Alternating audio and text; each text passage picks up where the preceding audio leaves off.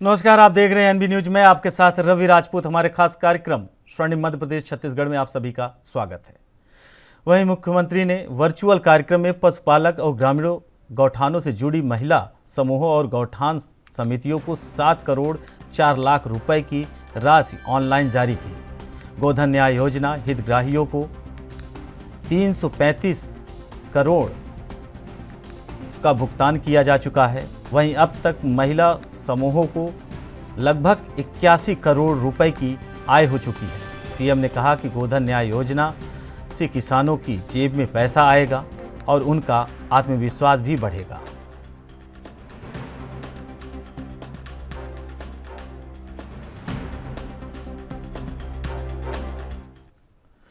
वहीं छत्तीसगढ़ के मुख्यमंत्री भूपेश बघेल छत्तीसगढ़ी और आदिवासी बोलियों की क्लास को लेकर बयान दिया है। इस दौरान सीएम बघेल ने कहा कि सोशल मीडिया पर कई लोगों ने पूछा था कि हमने राज्य के स्कूलों में सप्ताह में एक दिन छत्तीसगढ़ी और आदिवासी बोलियों की क्लास का निर्णय क्यों लिया। इस सीएम ने कहा कि सभी भाषाओं को जानना जरूरी है। वहीं सीएम ने आगे बहुत कुछ कहा है और क्या कुछ कहा है सुनिए। एक दिन सप्ताह में एक दिन छत्तीसगढ़ी पढ़ाई तो छत्तीसगढ़ी जाना भी, और ये तरफ चली हल्बी गोडिन तक पढ़ाई होती, सरगुजिया में पढ़ाई एक दिन, और एक संस्कृत तक पढ़ी, हमारी प्राचीन भाषा है। तो जिन छत्तीसगढ़ी में जिन ज्ञान है, जिन परंपरागत रूप से पीढ़ी दर पीढ़ी हमारे माता पिता में से आत है, वो हमारे लड़का मन जाना है। और संस्कृत में जिन सब वेद है, उपनिषद है, गीता है, सब का रचना हो, ओकरो ज्ञान हमारे लड़का मन मिला है। देकर सेती अंग्रेजी में पढ़ा है तो अंग्रेजी में पढ़ी तो आज विज्ञान है, साइंस है, एक मन के पढ़ाई है अंग्रेजी में होते, ओकर सेती मन अपन ऊंचाई में जाना है, ओकरो बड़ जरूरी है। लेकिन हमारे परंपरागत रूप से ज्ञान है, लेकिन हमारे छत्तीसगढ़ी में एकरो ज्ञान वाला होना चाहिए। और वैदिक जितना शास्त्र है एकरो मतलब लड़का मतलब ज्ञान हो। वहीं राजस्थान के बाद मध्य प्रदेश में भी लंपी वायरस कहर बरपा रहा है। इसके बाद सरकार एक्शन में आ गई है। कई जिलों में पशुओं की मौत हो रही है। इसके साथ ही सीएम शिवराज ने गौ सेवकों को संदेश दिया है और कहा कि प्रदेश के गौ सेवक इस बीमारी से अपने पशुओं को बचाएं। सरकार गौ सेवकों के साथ है। मेरे प्रिय गोपालक और पशुपालक बहनों और भाइयों, हमारे पशुधन पर लंपी वायरस बीमारी के रूप में एक गंभीर संकट आया है। लंपी वायरस तेजी से मध्य प्रदेश में भी पैर पसार रहा है। हम अपने पशुओं को, विशेषकर गौ माता को मां मानकर पूजा करते हैं। गौ माता हो या बाकी पशु हो, हमारी अर्थव्यवस्था को भी मजबूत करने का काम करते हैं। आज जब वे संकट में हैं तो हमारा कर्तव्य है हम इस संकट से उन्हें निकालने के लिए भरपूर प्रयास करें। इन प्रयासों में आप अकेले नहीं हैं, सरकार आपके साथ है। सरकार आपको पूरा सहयोग करेगी। इस बीमारी का टीका भी हम फ्री में लगा रहे हैं। इस बीमारी से निपटने के लिए सरकार कोई कसर नहीं छोड़ेगी, लेकिन सावधानी आपको भी रखनी पड़ेगी। अगर हमने सावधानी नहीं रखी तो हमारा पशुधन गहरे संकट में आएगा। हम वैसे भी जो चेतना मनुष्य में है वही प्राणियों में भी देखते हैं, और इसलिए प्राणियों में सद्भावना हो, विश्व का कल्याण हो, ये हमारा मूल मंत्र है। और विश्व के कल्याण में चाहे गोवंशी हो या भैंसवंशी हो, हमारे इन पशुओं का कल्याण भी सम्मिलित है। इसलिए आवश्यकता इस बात की है कि इस बीमारी को फैलने से रोकने के लिए हम तत्काल इसके रोग के लक्षण पहचानें। लंपी वायरस से संक्रमित होने वाले पशुओं में कई तरह के बदलाव आते हैं। अगर आपके पशुओं में यह लक्षण दिख रहे हों तो तत्काल उनका इलाज करवाएं। संक्रमित होने पर पशुओं को बुखार आने लगता है और वह सुस्त हो जाते हैं। पैरों में सूजन आ जाती है, आंखों से पानी और मुंह से लगातार लार निकलने लगती है, शरीर में गठाने पड़ने लगती है, ये गठान गोल और उभरी हुई होती है। पशुओं का वजन कम होने लगता है और पूरे शरीर पर छोटे छोटे घाव जैसे उभरे हुए निशान दिखाई देने लगते हैं। दूध देने वाले पशुओं का दूध या तो बंद हो जाता है या कम हो जाता है। इसलिए इस रोग से अपने पशुओं को बचाने के लिए तुरंत उपाय करने की आवश्यकता है, क्योंकि यह बीमारी पशुओं से पशुओं में फैलती है। यह रोग मच्छर, काटने वाली मक्खी इत्यादि के द्वारा भी एक पशु से दूसरे पशु में फैलता है, लेकिन यह बीमारी पशुओं से मनुष्यों में नहीं फैलती। इसलिए इस तरह का डर मन में ना आए। पशुओं के संक्रमित होने के बाद यह वायरस तेजी से फैलता है, इसलिए बेहतर है कि कुछ सावधानियां रखकर पशुओं को संक्रमित होने से बचाया जाए। जो सावधानी है उसके बारे में भी मैं आपको बता रहा हूं। किसी भी एक पशु में लक्षण दिखने पर तुरंत उसे बाकी पशुओं से अलग कर दें और पशुओं के डॉक्टर से संपर्क करें। पशुओं को मक्खी, मच्छर, जूं आदि परजीवियों से बचाकर रखें। संक्रमित इलाके में कीटाणुनाशक का छिड़काव करें। लंपी वायरस से मृत पशुओं के शव को खुले में ना छोड़ें, बल्कि गहरा गड्ढा करके उसमें दफना दें।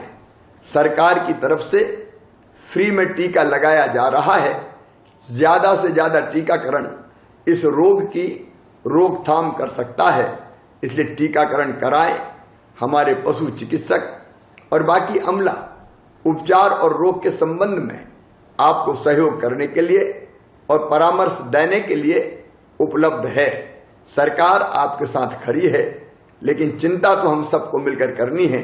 जैसे कोविड-19 से इंसानों के बचाव के लिए हमने लड़ाई लड़ी थी, वैसे ही अपने गोवंश के लिए, बाकी पशुओं को बचाने के लिए हमको यह लड़ाई लड़नी पड़ेगी। आइए पूरी तरह से लंपी वायरस को हराने के लिए हम कमर कस लें और जुट। वहीं मध्य प्रदेश के गृह मंत्री नरोत्तम मिश्रा ने प्रेस वार्ता को संबोधित किया। इस दौरान नरोत्तम मिश्रा ने कहा कि कांग्रेस नेता कमलनाथ आपदा के समय या जन सेवा के अवसर पर नहीं, बल्कि चुनावी फसल काटने के मौके पर ही दिखाई देते हैं। साथ ही उन्होंने कहा कि बीजेपी एकमात्र ऐसा राजनीतिक दल है जहां पार्षद भी सांसद और चाय वाला भी प्रधानमंत्री बन सकता है।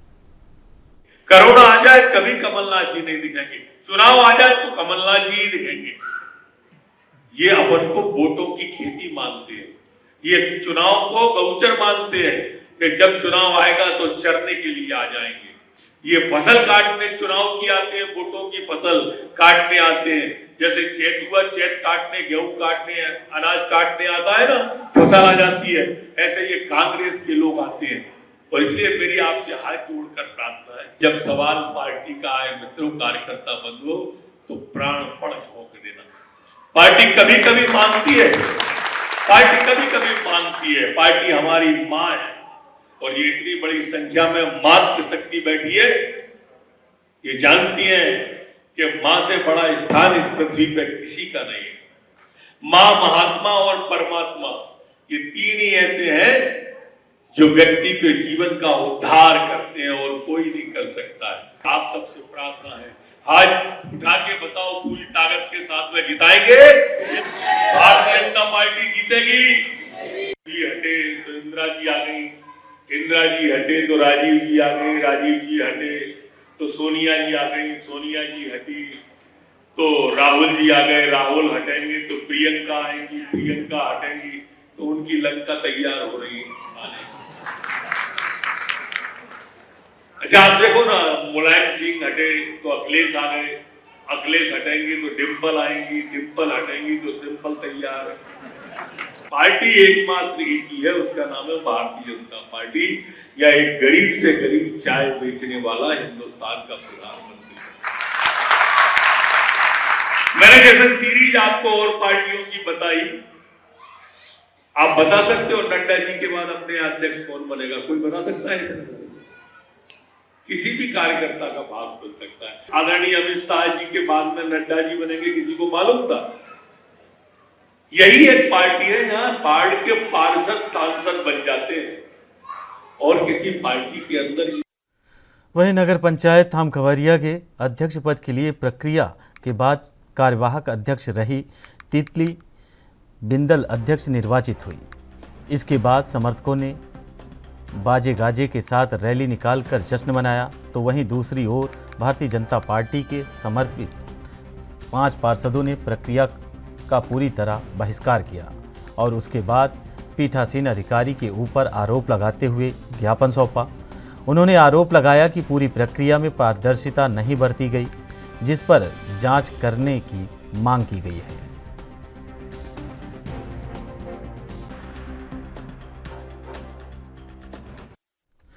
वहीं इन दिनों जंजगीर में हो रहे रेलवे ओवरब्रिज का निर्माण परेशानियों का सबब बनता जा रहा है। सालों बाद भी निर्माण पूरा नहीं होने से शहरवासियों और राहगीरों में भारी आक्रोश पनपने लगा है। दरअसल जांजगीर और चंपा शहर के बीच मुंबई हावड़ा रेल मार्ग पर पिछले 9 सालों से इस ओवरब्रिज का निर्माण हो रहा है, लेकिन 9 साल पूरे हो जाने के बावजूद भी ओवरब्रिज का निर्माण पूरा नहीं हो सका, जिससे चंपा और जांजगीर शहर में आवागमन करने वाले राहगीरों व शहरवासियों को भारी परेशानियों का सामना करना पड़ रहा है। ऐसे में शहरवासियों ने मांग की है कि इस ओवरब्रिज का निर्माण जल्द से जल्द पूरा हो, ताकि रोज लगने वाले जाम से छुटकारा मिल सके।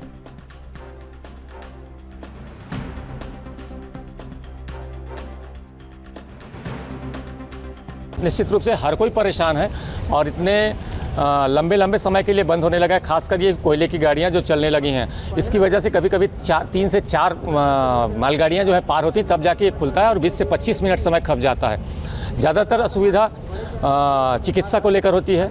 इसके अलावा जो कर्मचारी हैं वो भी आना जाना करते हैं इस मार्ग से। जांजगीर और चांपा के बीच काफ़ी लोग जो हैं इसमें से रोज़ाना आना जाना करते हैं और हर किसी को ये रास्ता जो है वो एक बात।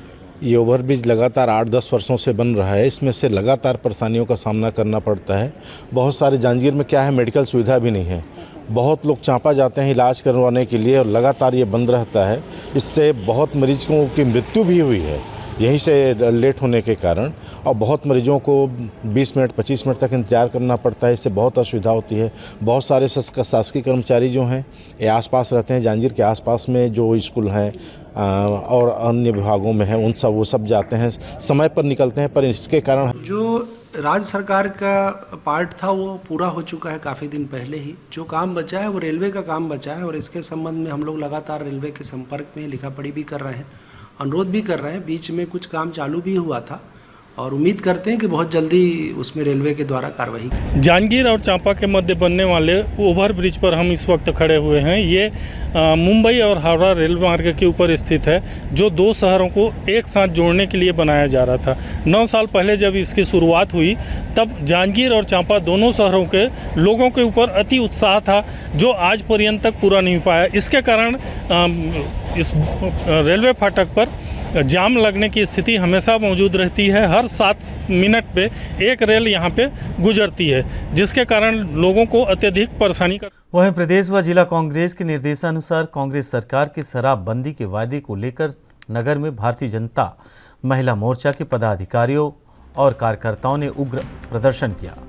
महिला मोर्चा जिला अध्यक्ष ने कहा कि प्रदेश में अपराध बढ़ रहे हैं, गली गली में शराब और दूसरे मादक पदार्थ की अवैध बिक्री हो रही है।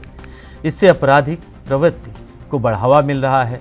शराब के कारण महिलाएं घरेलू हिंसा का शिकार हो रही हैं और सरकार अपनी नैतिक जिम्मेदारियों से भाग रही है, जिसका खामियाजा समाज को भुगतना पड़ रहा है।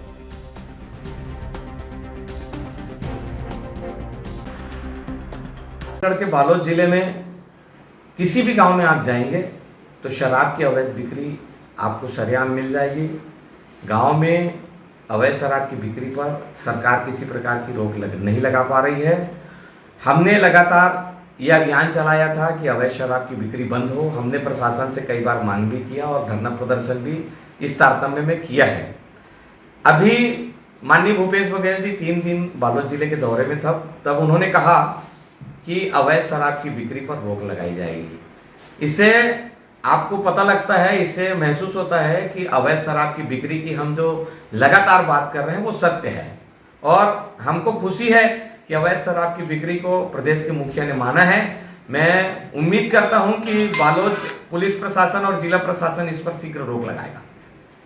माननीय भूपेश बघेल जी ने हाथ में गंगा जल लेकर कसम खाई थी कि मैं शराब जहाँ जहाँ भी शराब दुकान हो लोग बंद करवाऊँ करके, लेकिन अभी तक शराब के दुकान बंद नहीं होते। कई पान ठेला में, चौक चौराहा में शराब पीकर शराबियों ने बहुत धुमगड़ मचा रखी है। और हमारा विधायक महोदया जो महिला है, महिला होकर भी मतलब शराब के समिति में जो सदस्य बने हुआ, लेकिन अभी तक होकर कोई कार्रवाई नहीं हुई, कोई ध्यान नहीं दे शराबबंदी को लेकर। और शराब में मन पिए मन के में ऐसे जोश हो गए कि कहीं भी महिला मन ला कोई मतलब सम्मान नहीं मिला थे, महिला मन के साथ दुर्व्यवहार होते। तो मैं यही चाहूँ कि भूपेश बघेल जो गंगा जल लेके कसम खाए वो अपन वादा करे, वादा ला पूरा करे। और वहीं छत्तीसगढ़ के बेमेतरा में भारतीय जनता पार्टी अनुसूचित जाति मोर्चा जिला अध्यक्ष देवादास चतुर्वेदी ने अनुसूचित जाति मोर्चा के नेतृत्व में छात्रावास में आए वहीं शासकीय पोस्ट मैट्रिक अनुसूचित जाति छात्रावास में पहुंचकर छात्रों से सौजन्य मुलाकात किए और सभी अध्ययनरत विद्यार्थियों व छात्रावास अधीक्षक के स्टाफ से भी संपर्क किया। आपको बता दें कि स्वच्छता और बेहतर शिक्षा हेतु सभी साथियों को आवश्यक दिशा निर्देश दिए। वहीं बुक और डिक्शनरी, सामान्य ज्ञान व कई अन्य बुक भी वितरण किए।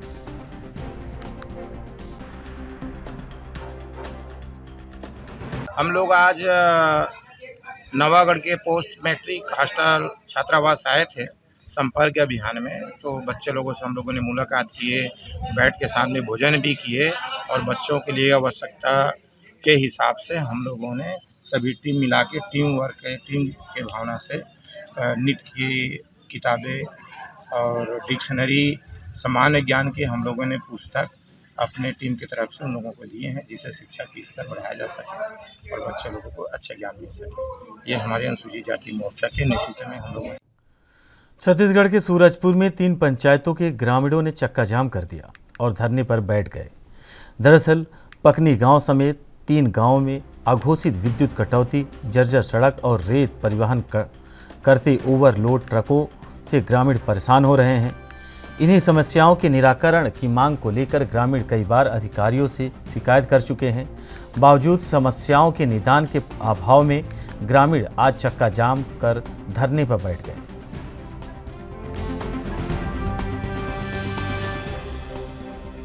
यहाँ पे 2 कारण हैं।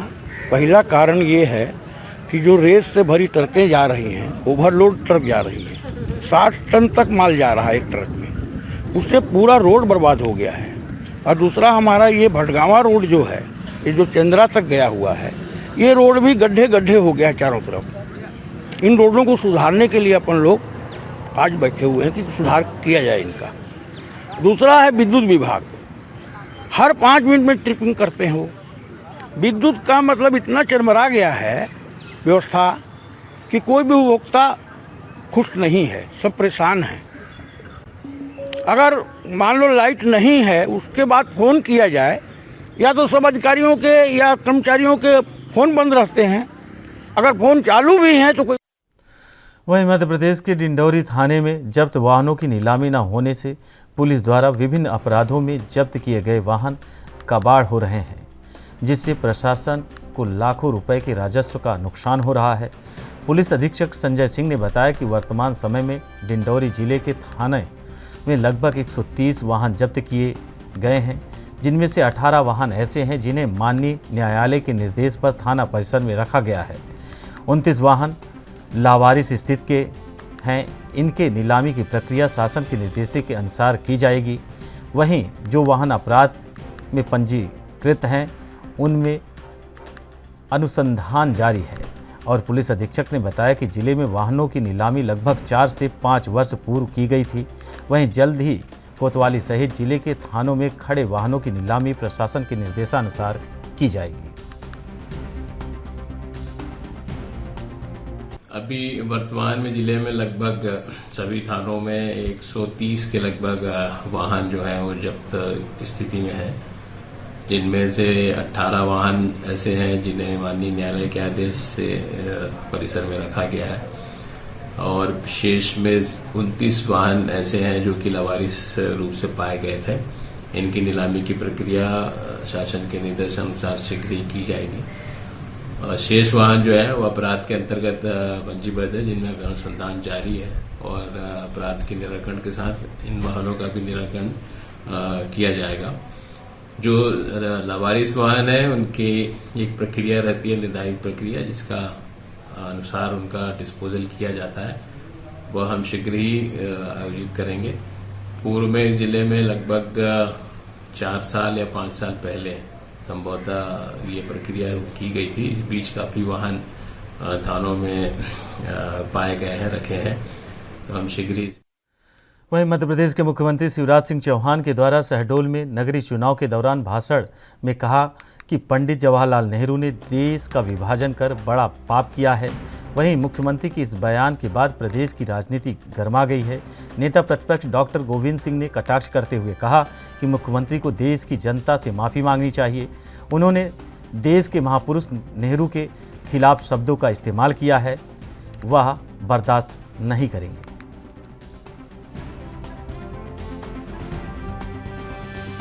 नगरीय निकाय के चुनाव के दरमियान शहडोल जिले में माननीय मुख्यमंत्री शिवराज सिंह जी ने पंडित जवाहरलाल नेहरू के ऊपर आरोप लगाया कि उन्होंने देश तोड़कर महापाप किया है। मैं मुख्यमंत्री से अनुरोध करना चाहता हूं, ऐसे महापुरुष जिनकी आज़ादी से आज इस मुल्क में हम लोग स्वतंत्रता पूर्वक रह रहे हैं, जिन्होंने अपनी पूरा जीवन जेलों में व्यतीत किया, ऐसे महापुरुष के बारे में इस तरह की बात करना उचित नहीं है।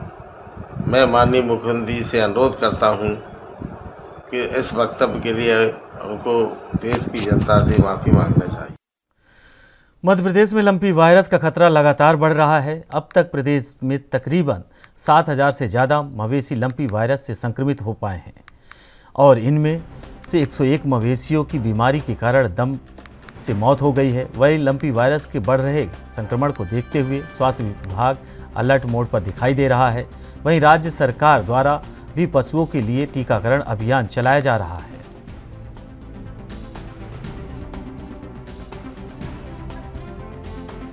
ये सबसे पहले राजस्थान और कुछ गुजरात का हिस्सा, महाराष्ट्र का हिस्सा, वहाँ जो ये जो बीमारी के जो है सिम्टम्स जो है बहुत जल्दी से आए थे जो है और तेज फैला था।